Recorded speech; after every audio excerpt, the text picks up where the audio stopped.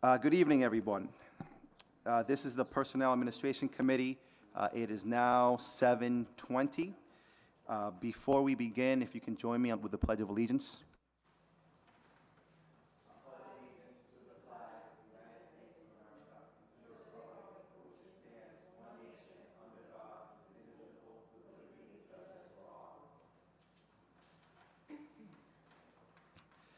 Thank you.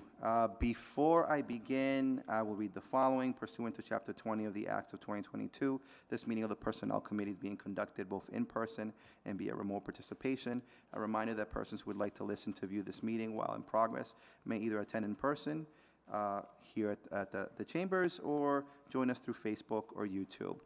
We currently do not have anyone that is online.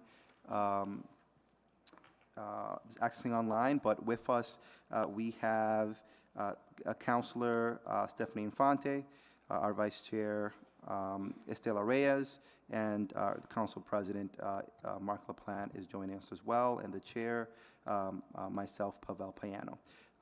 Councilors, before we begin, there are minutes for Council approval.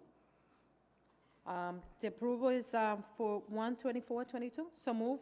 So that there's a motion to approve the minutes for January 24th. Is there a second? Motion has been seconded by Councilor Infante. Since we're all in person, we can do this with a voice vote. All those in favor, please signify by saying aye. Aye. So it's three ayes and, well, actually, it's an abstention, so we got to do a roll call vote. Councilor Infante? Yes. Councilor Reyes? Yes. Councilor LaPlante? And the chair votes affirmative. We now move into our new items.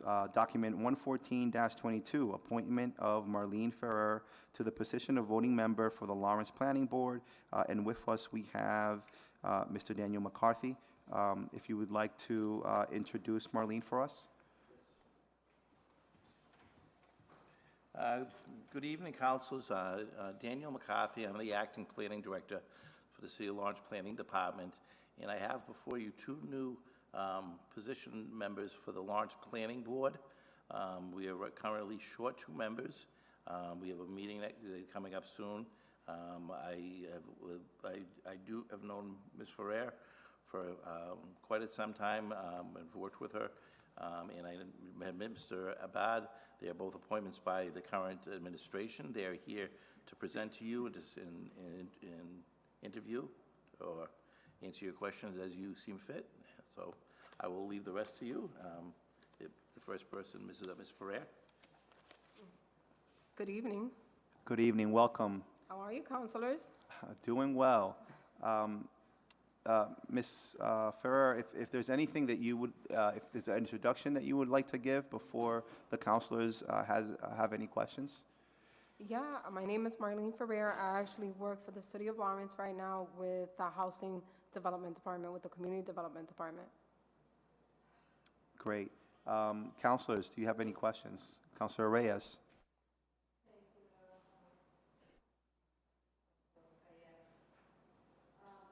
I have a question. Ferrer, what motivated you to apply for planning board? What motivated me, to be quite honest with you, is because I want to be more involved. I want to be able to be service my community more than what I'm doing right now. It's going to be meeting, be attending, and the reason that I'm saying that is because sometimes we have plenty in your agenda, but we don't have quorum. So I know that you had been working for the city, but this is something completely different, which you're going to be taking your time to be attending to a meeting. I have no issues with attending meetings. If we got to stay late, not a problem. I have a babysitter. There's no issues there. I have no more question. Councilors, is there no other questions?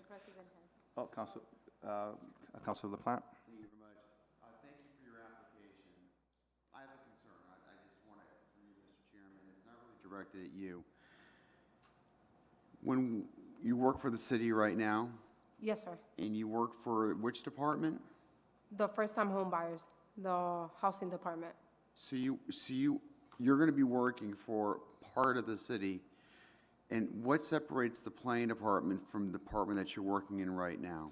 So what I do, my job basically entails helping our clients, our community with first-time home buyers. So I assist with counseling, I assist with the funding that's provided by HUD. Are you paid exclusively through the city? Are you on the city's payroll? Yes. Here's the concern that I have for anybody that's working in the city who also wants to be on a board and commission. Our boards and commissions, and I understand how difficult it is to get very good people of which you're a very good person. Thank you. The challenge that we're facing, and that's a challenge because we can't fill our boards and commissions like we want to, and that's a problem. And that's what I think the mayor is trying to fix, because we need to get these boards up and running. The concern that I'm having is that these boards and commissions should be independent. Fundamentally, there needs to be an independent between what they're looking to do on a board or a commission versus what the council wants to do and what the mayor wants to do. Inherently, if your paycheck is coming from the city, the optics are is that any mayor, I don't care if it's this mayor, I love this mayor, fantastic, and I'm glad, all that stuff, it doesn't make a difference. But the optics is that there could be a conflict of interest between what you really want to do as a member of the committee, on the planning board, versus what your boss during your daytime job wants you to do and the direction that that person wants to go, regardless of who the boss is, regardless of who the mayor is. So instinctively, it brings me to a place where people are going to question your motives. Why did you vote that way? Oh, you're working for the mayor. Of course you were going to vote that way. It lacks the independence. That's a concern that I need to work through, and that had I known about this a little bit more earlier, maybe we wouldn't get to this point. But I think it's important that at least we all understand that that can be an issue, and that we at least need to acknowledge it, and at some point, I think we should be trying to figure out, is this the direction that we want to go in our boards and commissions that are supposed to be independent? Do we want to fill them with city employees? So that's the bigger point. The other point that I have deals with substance. I'm not going to have the chance to say this at the full council meeting, so I'm glad that I have a chance to do it tonight. Housing is a big issue, huge issue. We're building a lot of new homes. Mostly they're coming out of the zoning board, but the planning board has a role to play, right? Has a role to play in it. Do we have enough housing in the city? Do we have a shortage of housing? Do we have too much housing? Where are we on the housing? Have you given that any thought? Because you're going to be dealing with those kinds of issues when you come up. What is your thought about the housing situation in our city? So my thoughts with that, we do have a shortage. I do believe that. I do believe that one of the things that are causing it is the market. And unfortunately, we don't have, not until we have more developments, we're not going to be able to fix that. Thank you, Mr. Chairman. Thank you, Council President. So my questions are around, I think one of the tough decisions sometimes that is made is that you might have an individual with a certain project that might be different than what is currently, going on in the community. Like you might have someone that, you're looking at a place where there's only like 2 families, and there might be someone who's interested in creating a 3-family or something else. And I think, one of the things that I look for is someone that is able to take into account what the community in that area feels, to make sure that not just projects without really giving it thought as to what's going to be there. So I'm wondering how to be able to balance sort of individual relationships with, developers and, sort of this goodwill that comes from these projects, these good things that they're trying to do with sort of like that community concern. So with the topic that you were saying about the two-family and then seeing if we can convert it or make it maybe a three or whatever the case may be at that time, one of the concerns, one of the things that I will be looking into is making sure that in that zone, in that area, it's a suitable. It's not gonna block anybody, we're gonna have enough parking, it's gonna be great not just for the person that's the developer, but exactly for all the owners and everybody that's living on that street. Thank you. welcome. Councilors, if there's no other questions, is there a motion? Motion to send it to the full council with favor recommendation. Is there a second?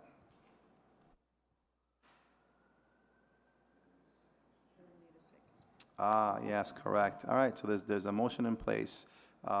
We'll call for a vote. All those in favor, please signify by saying aye. Aye. Opposed? We will do a, well, roll call, yeah. Councilor Infante? No. Councilor LaPlante? No. Councilor Reyes? Yes. And the chair votes yes. So that falls. Is there any other motion? Motion to table? There's a motion to table. Second. All those in favor? Oh, it's been second, great. All those in favor, please signify by saying aye. Aye. Aye. The ayes have it. So this motion has been tabled. Ms. Ferrer, I'm sure that Mr. McCarthy will be able to talk you through it, and we'll see if we can take this item up at another council meeting. No problem. All right, Thank you. thank you. We now move on to our next item, item 115-22, appointment of Francisco A. Abad to the position of Associate Member for the Lawrence Planning Board. Hello, Mr. Abad. Good evening, everyone. Is there any introduction that you would like to give to us before we start our questions? My full name, Francisco Abad. I'm currently an assistant branch manager at Digital Federal Credit Union, DCU on Broadway. I've pretty much lived here in Lawrence since '96 when I migrated from the Dominican Republic. I currently still live here, and that's pretty much for now. Great. So I do have some questions, so I'd like my colleagues to start. Councilors, are there any questions that you guys have? Councilor Reyes? It's the same question. So what was the motivation for you to apply for this board? I truly have a passion for just helping others, especially others in our community. I've always been involved since coming up during my Boys Club years, Boys and Girls Club, into Lawrence High, being part of the Lawrence High basketball team for 4 years, working in the community, working in the city. I was being able to kind of assist our residents with financial goals and their financial needs and things like that. So, I spent 3 years at TD Bank, located in Essex Street, as assistant branch manager there. I always been involved with kind of the YMCA, the Lawrence Boys Club, with different kind of clubs, helping out, cleaning parks and things like that. Just pretty much have a passion just to help others and be involved in the community. And I feel this is an opportunity for me to kind of have a voice in the decision-making that kind of affects all of our citizens. So that's the reason and pretty much the motivation for why I'm interested in the role.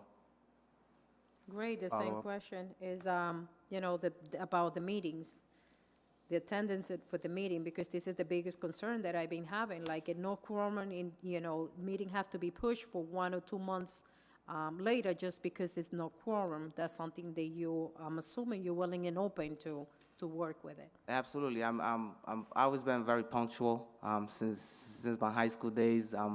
I feel is one of those things where obviously I know exactly what I'm signing up for, and I'm willing to take on the challenge. Adjustments in terms of my schedule and things like that will always be made to be able to attend these meetings.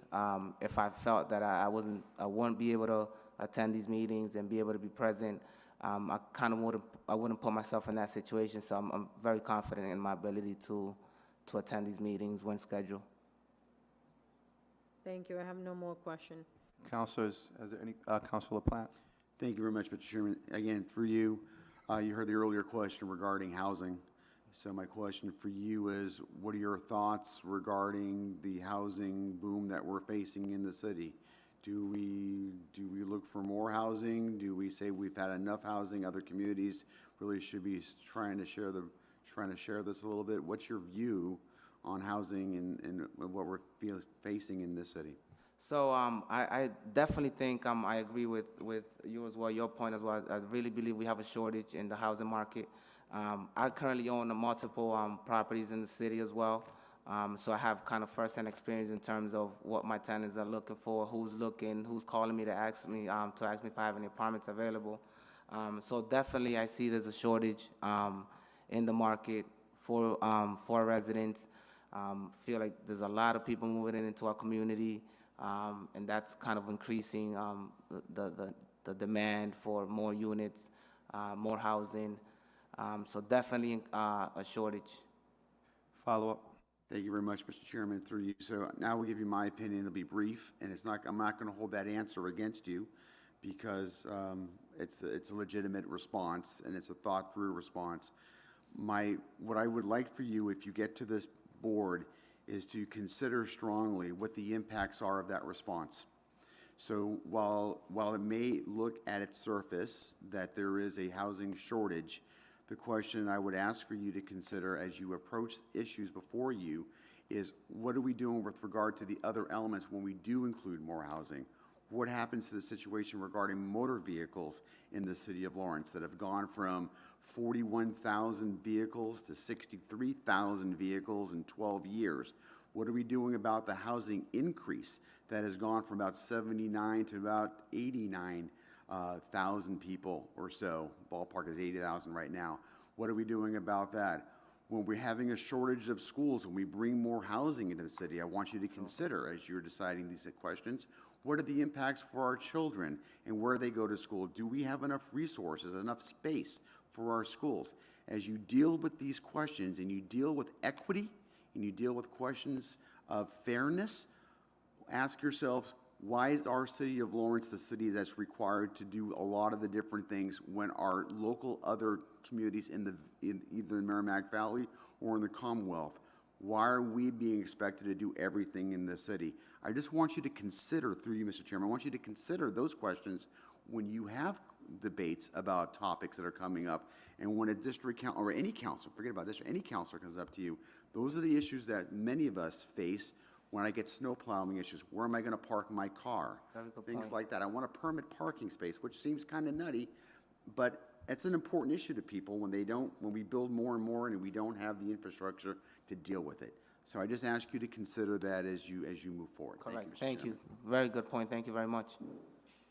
Mr. Abad, so it's a similar question that I asked before, and what I'll say is I do think that one of the issues you're going to be presented, I think that there's definitely a housing shortage in Lawrence. There's definitely people who are living 2 families per apartment.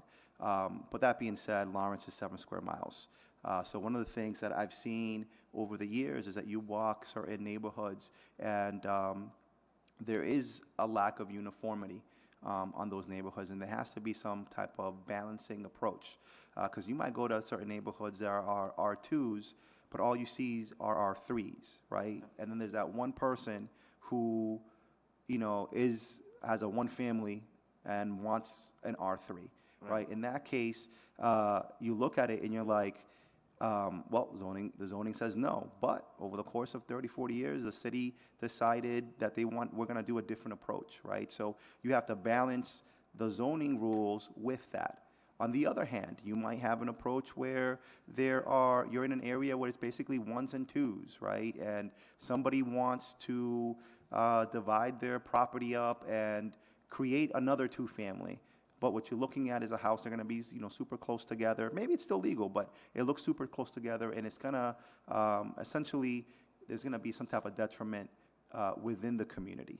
And as I said before, it's as you're doing this balancing, where you have the community, right, what's going on with the community in mind, and then also the the good things that the developers are trying to do, because, you know, very rarely that you find a developer that's gonna be like, oh, I'm gonna create something that's disgusting for the city, right? Like, everyone's like, I wanna do this really nice thing, and there's a housing shortage. Right. Like, all correct. How will you be able to balance those two sort of competing interests? Like, what are the things that you're gonna be thinking about as you make those decisions? So pretty much, it's what I'll be thinking about in that case is just making sure that we all staying with the rules and procedures and following all the guidelines. Obviously, there's if there's wiggle room for variances or not, just making sure that we explain the differences, why and why not we're able and not able to do certain things, and just continue to kind of preserve, our property values, as well as kind of respecting those property rights. And I feel like it's one of those things, as long as we are kind of explaining the things, why and why not we're doing it, or why we're not doing it, I think that will kind of push things towards or a better understanding for everyone, as long as we continue to explain the reason why we're able to make these decisions and why we're not able to make this decision. So just kind of keep that balance between the both. Thank you for that. Council, is there any other question? Is there a motion? Motion to send it with favor recommendation to the full council? There's a motion to send it with favor recommendation of the full council. We'll call for a vote. All those in favor, please signify by saying aye. Aye. Any opposed? The ayes have it. So this will be in front of the full council next Tuesday. Thank you. Okay? All right, thank you. Appreciate your time, guys. Councilors, if there's no other items, is there a motion to adjourn? Motion to adjourn. There's a motion to adjourn. All those in favor, please signify by saying aye. Oh, If I could have a moment, I just wanted to go back and address, so, if you want, take 11422 off the table, and I have a brief discussion on this. okay, so, I mean, we sort of just called for a vote, so. I vote against motion to, what was it called, to adjourn? Okay. Yeah, that is helpful. So someone voted no, so we'll do a roll call, and if this fails, then we can pick that up. So we'll do a roll call for a motion to adjourn. Councilor Infante? No. Councilor Reyes? No. Councilor LaPlante? No. And the chair votes no. Is there a motion to take item 114-22? That's correct. So item 114-22 out of tabled matters. So moved. Second. There's a motion by Councilor Infante to take item 114-22. We'll call for a vote. All those in favor, say aye. Aye. Opposed? The ayes have it. We are now in front of us, 114-22. Mr. McCarthy. Hello, thank you. I'd appreciate you giving me a moment to speak to you. I just wanted to talk to you briefly about the process and how Marlene Ferrer came before you. She had actually approached me about participating in some of the boards with the city. Her initial interest was to be on a historic commission, in the Prospect Hill Historic Commission, because that's a neighborhood that she lives in. And so that's what she originally applied for and filled an application for. The administration was the one who asked her if she would apply for the planning board, because there was a vacancy at the time, and we had had to cancel several meetings due to quorum issues. So it was an administration that asked her if she would step up to do this. The planning board and the community development department are distinct departments, separate from each other. There is no hierarchy between the two of us. So there is essentially a firewall between the authority that exists with that. So it's not as if Mrs. Ferrer, and I want to speak up on her behalf, that she didn't come looking for this because of her position in community development. She'd actually wanted to get involved with the city in the Prospect Hill Neighborhood Association, and it was the request of the administration that she step up and become a member of the planning board, even though that's a significant amount more time and investment into it, and she said she was more than willing to do that. So I just wanted to speak to you on that issue, and see if that changed the tenor of the debate on this. It's not an issue of whether or not there's a conflict of interest. It's an issue of she wants to participate, and she is a resident of the city entitled to that. Thank you, Mr. McCarthy, for that. And what I'll say is to both of you, and probably we should have started with this. I want to thank you for even wanting to participate. I think that's key. And regardless of where we go with this, I hope that that interest remains and that your participation increases, as you are doing these type of activities for the city.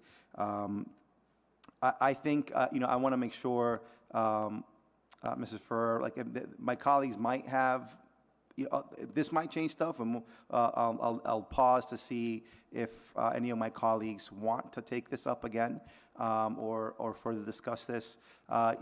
Democracy sometimes can be very messy, and, at times, when you're reviewing sometimes people need a little bit more time to do some further thinking on their vote. So I want to make sure, I think that what occurred earlier wasn't necessarily, I wouldn't come out being like, oh, like they don't want you participating. I think it's more of an opportunity to sort of like think it through, perhaps have conversations with the administration, and, making sure that whatever thoughts people have they're able to sort of voice thoughts, concerns, or insights, but I'll leave it there. So, and I'll pause to see if there are any counselors that are interested in taking this up again. Mr. Chair, Councilor Plant? through you, what I don't want Ms. Ferrera to walk away with is a lack of appreciation for the good work that's being done, B, for an interest in being more involved. And I totally understand and respect Acting Director McCarthy's position and comments. And I just want you to know that this will not change my vote this evening. But I do appreciate, and I want you to walk away with, just because the vote is the way that for me anyway, I can only speak for my vote, it doesn't mean that I don't have any respect for you, for the good work that you do, for your reputation as helping in our city. It has nothing at all to do with that. And I welcome and appreciate and encourage people to be more involved, getting involved in the city. So for that, I applaud you, and I'm not going to restate my earlier concerns. Thank you. Councilor Reyes? Thank you. I just want to add, I had the opportunity to be in front of Historical Commission when you was part of that. And I know that Mrs. Ferrer is not a person that she's going to be expecting that someone is going to call and say, you have to do this, and that's the way that I want things done. I'm sure that she's going to be able to decide when things is right, and not because it's coming from your boss, you have to listen and do what they say. Because I know that you are very capable to make your own decisions. So I have no problem, and thank you once again to be participating and be more acting in our community, because you can be a fundamental key in the problem that we've been facing now, which is no quorum. People, they apply, and 3 months later, when they know they have to be attending to the meeting, they just decided not to be part of that. Thank you for doing that, and as you remember early, I was positive on you to be part of the planning board. Councilor Infante? Thank you. I also want to clarify, my vote is nothing against you particularly or the administration. My vote was because I have been in that position where people have made assumptions of conflict of interest. I have seen how ugly that can get.